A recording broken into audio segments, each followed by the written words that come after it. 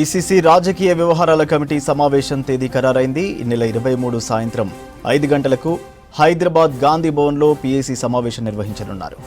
Hyderabad Jubilee హిల్స్లోని నివాసంలో CM Revanth రెడ్డితో మంత్రి పొన్నం ప్రభాకర్, పీసీసీ చీఫ్ మహేష్ కుమార్ గౌడ్ సమావేశమై మీటింగ్ తేదీని ఖరారు చేశారు. బీసీ రిజర్వేషన్ల అమలు, స్థానిక సంస్థల ఎన్నికలు, పార్టీ సంస్థాగత నిర్మాణంపై సీఎంతో పొన్నం, మహేష్ కుమార్ చర్చించినట్టు సమాచారం.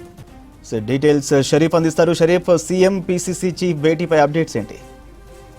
సీఎం భేటీ ముగిసింది. సీఎం రేవంత్ రెడ్డి భేటీలో పీసీసీ చీఫ్ మహేష్ గౌడ్తో పాటు ఇన్ఛార్జ్ మంత్రి పొన్నం ప్రభాకర్, ప్రభుత్వ సలహాదారు వేం నరేందర్ రెడ్డి, హైదరాబాద్ డీసీసీ రోహిన్ రెడ్డి వీళ్ళంతా కూడా సమావేశమయ్యారు. సమావేశంలో పీఏసీకి సంబంధించినటువంటి పార్టీ రాజకీయ వ్యవహారాల కమిటీ సమావేశం డేట్ని ఖరారు చేశారు.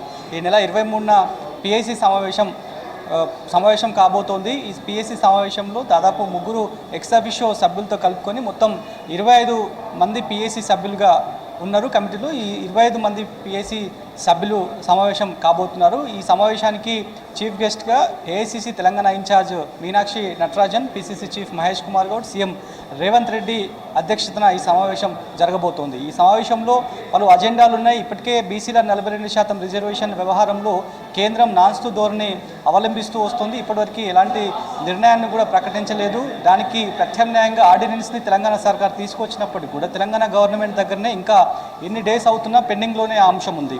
ఆ ఆర్డినెన్స్ సంబంధించినటువంటి అంశం, బీసీల 42% సంబంధించినటువంటి అంశంపైనే ప్రధానంగా పీఏసీలో చర్చ చేసేటువంటి అవకాశం అయితే కనిపిస్తోంది. మరోవైపు స్థానిక సంస్థల ఎన్నికలు సమీపిస్తున్నాయి. వాటికి సంబంధించి కూడా ఎట్లా దిశానిర్దేశం చేయాలి, జనాల్లోకి ఎట్లా వెళ్ళాలి. దాదాపు 10 సంవత్సరాలుగా ప్రతిపక్షంలో ఉన్నటువంటి కాంగ్రెస్ పార్టీ అధికార పక్షంలోకి వచ్చి పంచాయతీ ఎలక్షన్స్ని ఎదుర్కోబోతోంది. కాబట్టి మెజార్టీ స్థానాలన్నీ కూడా హస్తం కైవసం చేసుకోవాలి. ఈ దిశగా తమ యాక్షన్ ప్లాన్ ఉండనుంది అనేటువంటి అంశాన్ని ఇప్పటికే పార్టీ వర్గాలు కూడా చెప్తున్నారు. ఇలాంటి సందర్భంలోనే పీఏసీ సమావేశాన్ని చాలా కీలకంగా భావిస్తున్నారు. 42% రిజర్వేషన్ల అంశం పైన మెజార్టీ నేతల నిర్ణయం తీసుకొని ముందుగా ఎట్లా వెళ్ళాలి అనేటువంటి అంశం పైన, ఇక స్థానిక సంస్థలకు సంబంధించినటువంటి అంశం పైన కూడా మెజార్టీ నేతల నిర్ణయాన్ని తీసుకోవాలని చెప్పి ఇప్పటికే పార్టీ పెద్దలు భావిస్తున్నారు. ప్రభుత్వ పెద్దలు కూడా ఈ మేరకు భావిస్తున్నట్టుగా కూడా తెలుస్తోంది. ఎందుకంటే ఒకవేళ 42% రిజర్వేషన్ల అంశం పైన కేంద్రం ఇంకా నాన్చుడ్ ధోరణిని అవలంబిస్తే కనుక నెక్స్ట్ ఫర్దర్గా పార్టీ పరంగా స్థానిక ఎన్నికల్లో నేతలకు 42% రిజర్వేషన్ కల్పించాలనే దిశగా ఇప్పటికే పార్టీ పెద్దలు ఆలోచన చేస్తున్నారు. వాటికి సంబంధించినటువంటి వ్యవహారంలోనే మెజార్టీ నేతల అభిప్రాయాలు తీసుకోవాలని చెప్పి పార్టీ పెద్దలు భావిస్తున్నట్టుగా కూడా తెలుస్తోంది. మరోవైపు స్థానికంగా ఏ రకమైనటువంటి మూడ్ జనాల్లో ఉంది. ఇప్పటికే జనహిత పాదయాత్ర పీసీసీ మహేష్ గౌడ్ అధ్యక్షతన పాదయాత్ర మొదటి విడత కంప్లీట్ అయింది. మళ్ళీ 2వ విడతకు సంబంధించి రెజ్యూమ్ కాబోతోంది. 23న పీఏసీ సమావేశం కంప్లీట్ అయిపోయిన తర్వాత 24న మళ్ళీ జనహిత పాదయాత్ర ఉండనుంది.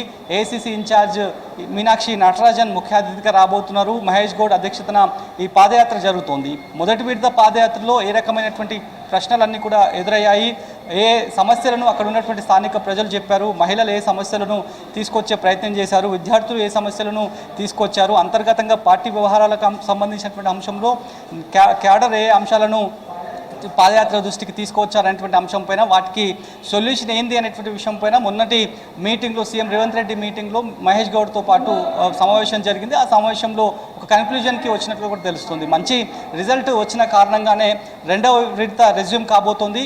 దానికంటే ముందే ఈ పీఏసీ సమావేశాన్ని చాలా కీలకంగా పార్టీ భావిస్తూ వస్తుంది. ఎందుకంటే 42% రిజర్వేషన్ల వ్యవహారంలోనే ఒక కన్క్లూజన్ వచ్చేటువంటి అవకాశం ఉంది. స్థానిక సంస్థల ఎన్నికల్లో 42% రిజర్వేషన్ పార్టీ పరంగా ఎట్లా ఇవ్వబోతున్నాము, ఏ రకంగా ఏ ప్రాతిపదికన ఇవ్వబోతున్నాము అనేటువంటి అంశం పైన పీఎస్సీ సమావేశంలోనే చర్చించే అవకాశం అయితే కనిపిస్తోంది. మరోవైపు బైపోల్ జూబ్లీ హిల్స్కి సంబంధించి కూడా ఎదుర్కొనే అవకాశం ఉంది. కాబట్టి మాగంటి గోపీనాథ్ మరణం తర్వాత అనివార్యమైంది బైపోల్. వాటికి సంబంధించినటువంటి అంశంలో కూడా ఏ రకంగా ముందుకు పోవాలి, ఏ రకమైనటువంటి ప్రతివ్యూహాలు చేయాలనేటువంటి అంశం పైన పీఎస్సీ సమావేశంలో ఈ ప్రధానమైనటువంటి అజెండాలపైనే 23న జరిగేటువంటి సమావేశంలో చర్చ చేసేటువంటి అవకాశం అయితే కనిపిస్తోంది.